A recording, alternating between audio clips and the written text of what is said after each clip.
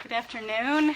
I'm MJ. Welcome to Balance Webster's 12-minute mini, right, for 12 days. I'm here today to teach you a little mini session about Warrior 2, Virabhadrasana 2. Sometimes they call it Virabhadrasana B, okay? Warrior 1 is Virabhadrasana A. Warrior 2, Virabhadrasana B. So we'll give everybody just a couple more minutes. I think it's 11:58. So just a 12-minute session on Warrior 2. One of my favorite poses. A very strong, confident pose. So here we go. If you're not familiar with what Warrior 2 looks like. Let's see, I'm going to move that. And this is what Warrior 2 looks like. I do not know the model, but you see how very straight and strong the arms are, extending from the heart center.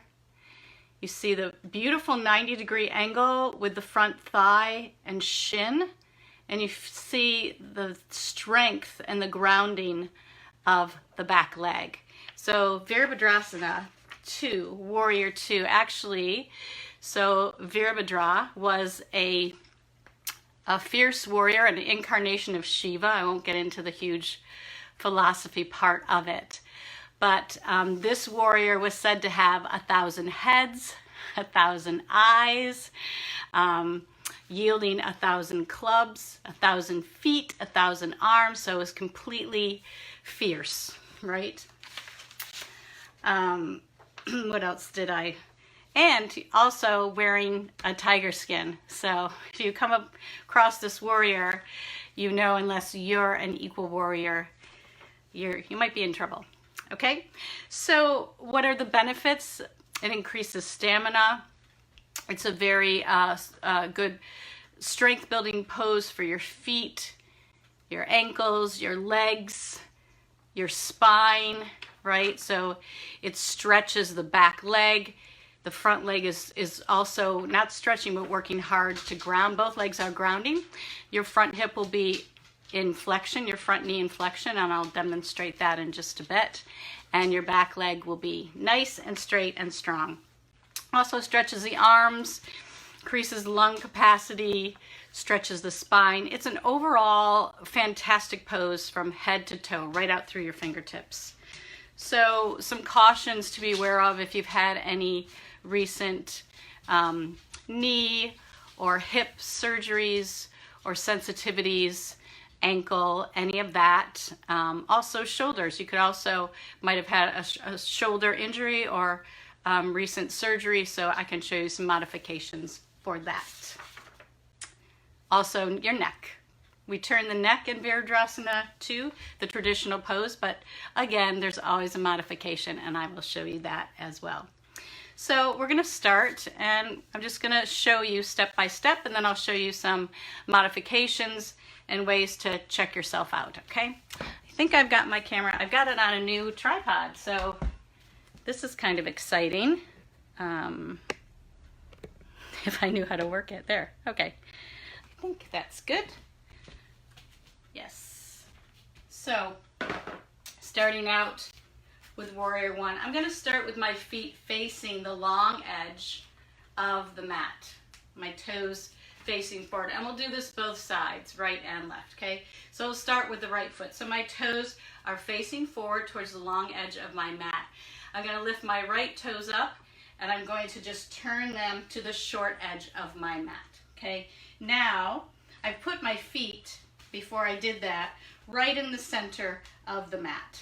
If you don't know what the center of the mat is, you can bring your toes right to the front edge and do the same thing, lifting the front toes and just rotating the front toes to face the short edge of the mat. So now my front heel aligns with my back heel.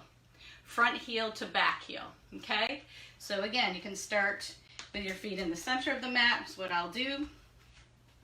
And then you lift the front right toes, you pivot on the front right heel to align the toes and the knee and the hip towards the short edge of your mat.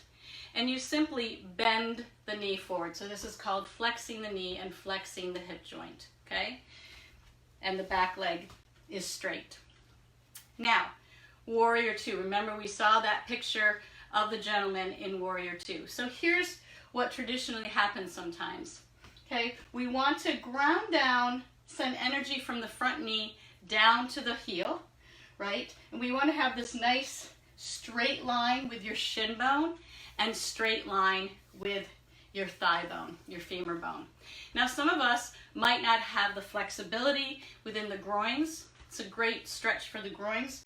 So as we breathe with hands on hips, we are moving towards straight line with the shin, right? And straight line with the thigh bone. So the top femur and the top right hip descend. So you get that beautiful 90-degree angle with your front leg. And this is a lot of work right here. Right now, a lot of work. I'm pressing down my top knee into the front heel. I'm lifting and spreading my front toes. I'm grounding, really sending lots of strength from the back hip down the entire back leg into the back foot, again lifting the toes. So just with hands on your hips.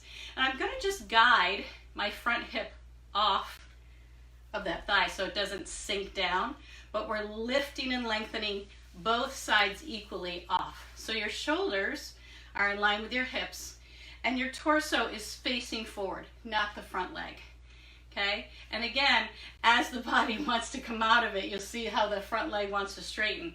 So the warrior gets down into that hip and just moves towards that straight femur bone and straight shin bone up and down. From there, you can bring your hands to meet right at your heart center, okay, from your sternum. And from there, equally extending the arms straight out. So I learned this where you flip the palms up, you lift the arms up just a little bit so the shoulders descend down the back, the tailbone lengthens down, both sides of your waist lengthen up. And then from there, you just release and keep the eyes of your elbows up and just the forearms rotate down, forearms to fingers. And there you have your first Warrior Two. If your neck is okay, you can just move your gaze right down the span of your right arm, right out through. I choose my middle finger there. That's where I set my gaze. So I'm going to slowly come out, pivot on my front foot, and then bring my legs together and take a breath. That's strong warrior pose. So I'm going to show you a few variations. Okay. We're going to do the second side now. I'm looking at my time so I don't go over, right? Second side. So this time we'll go with the left foot. And I'm going to show you some ways you can check yourself. So feet are in the center of the mat. I'm going to lift my left toes, pivot my left toes to face the short edge of my mat. Again, this back leg, my toes face the side here. If you do not have that flexibility in your foot, right, it might be a little bit more out like that if the ankle can't turn, but for most people, it's okay. Again, if you have any ankle injuries, you can always come up to Warrior Two and go into Anjaneyasana, okay? So here we are, and again, we want to descend and find that 90-degree angle. This is an intense stretch across, and you might not have that flexibility just yet, but that's okay. That's what you're working for. So I'm grounding from the back hip energy down into the back leg. I'm descending my top left femur bone. My knee is flexed, my hip is flexed right here, and instead of sinking my left waist, I'm lifting my left waist up off of that hip. Here's a great way to check if you've got a 90-degree angle. Right here, you just take your block, right? And that's your 90 degrees right there. That's a nice little trick. Okay, so I'm lifting, I'm extending my spine up as my hips ground and press energy down into the earth. Shoulders right over the hips, facing the side. Bring my hands to my heart, and then I'm going to equally extend my arms out through my heart. I'm going to relax the shoulders, flip my palms up so my shoulders descend down my back. And then I'm just going to rotate the forearm and the front hand down. If your neck is okay, you can slowly gaze right down the left fingertips. So the body will probably, as it gets more intense, as you start to feel that shake, here's the beauty of Warrior Two. It cultivates this presence and it stays when the going gets tough, right? Warrior stay. It really helps to increase your concentration and your focus. I'm breathing very deeply here because this is a strong pose. There's a lot of work going on in the legs, a lot of work lifting the spine up and reaching out through all your edges. I'm going to slowly come up and show you one more quick variation. That's a little fun. You could take a strap if you have a strap. You're going to put it around your front hip and around your back heel. It's a great way for you to press into the back leg, get more courageous in the back leg.